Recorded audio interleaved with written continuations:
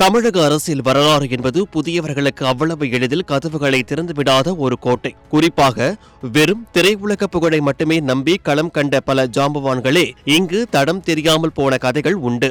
அப்படி இருக்க 2026 சட்டமன்ற தேர்தலில் எவராலும் அசைக்க முடியாத திராவிட பேர் இயக்கங்களின் அடித்தளத்தையே அதிர வைத்திருக்கும் நடிகர் விஜயின் இந்த விஸ்வரூப வெற்றிக்கு பின்னால் இருக்கும் மர்மம் என்ன?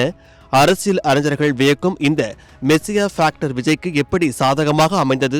இதனை ஒரு விரிவான ஆய்வாக இப்போது பார்க்கலாம். தமிழக அரசியலில் திரைத்துறை என்பது வெறும் பொழுதுபோக்கு மட்டுமல்ல, அது ஒரு இணை அரசியல் மொழியாகவே பல சதாப்தங்களாக இருந்து வருகிறது. புரட்சித் தலைவர் எம்ஜிஆர் முதல் ஜெயலலிதா வரை திரையில் இருந்து செயலகத்திற்கு சென்ற பயணம் தற்செயலானதல்ல. ஆனால் விஜயின் இந்த பயணம் முந்தியவர்களிடம் இருந்து சற்றே மாறுபடுகிறது.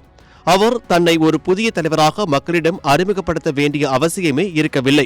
கடந்த 20 ஆண்டுகளுக்கும் மேலாக படங்களின் வாயிலாக தமிழகத்தின் ஒவ்வொரு வீட்டின் வரவேற்புக்குள்ளும் அவர் ஏற்கனவே நுழைந்து விட்டார்.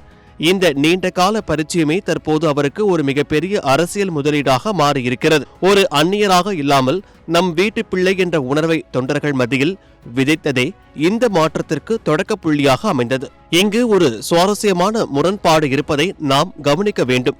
பொதுவாக ஒரு தலைவருக்கு நீண்ட கால சட்டமன்ற அனுபவமோ அல்லது நிர்வாக பின்னணியோ இருக்க வேண்டும் என்று மக்கள் எதிர்பார்ப்பார்கள். ஆனால் விஜயை பொறுத்தவரை அந்த அனுபவமின்மையே அவருக்கு ஒரு கவசமாக மாறியுள்ளது.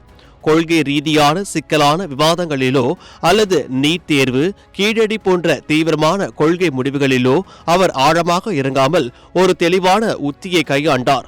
அதாவது தன்னை ஒரு கொள்கை வகுப்பாளராக காட்டிக் கொள்வதை விட ஆளுங்கட்சியான திமுகவிற்கு ஒரு வலுவான மாற்று சக்தியாக மட்டுமே தன்னை முன்னிறுத்திக் கொண்டார். இந்த நேரோ பிட்ச் எனப்படும் நுட்பமான அணுகுமுறை அவரை விமர்சனங்களில் இருந்து பாதுகாத்தது. விரிவான வாக்குறுதிகளை தந்து சிக்கிக்கொள்வதை விட நேர்மையான மாற்றம் என்ற ஒற்றை புள்ளியில் அவர் நின்றது வாக்காளர்களை வெகுவாக கவர்ந்தது. தமிழக மக்களின் அரசியல் கற்பனையில் ஒரு விசித்திரமான அம்சம் உண்டு. அமைப்பிற்கு உள்ளே இருந்து வரும் தலைவர்களை விட அமைப்பிற்கு வெளியில் இருந்து வந்து அநீதிகளை தட்டி கேட்கும் ஒரு நாயகன் பிம்பத்தின் மீது மக்களுக்கு எப்போதும் ஒரு தீராத ஈர்ப்பு உண்டு. விஜய் தன்னை ஒரு நிர்வாகியாக அல்லாமல் இந்த தேக்கமடைந்த அரசியல் அமைப்பை சரி செய்ய வந்த ஒரு இரட்சகராக அல்லது நிவாரண சக்தியாக வடிவமைத்துக் கொண்டார்.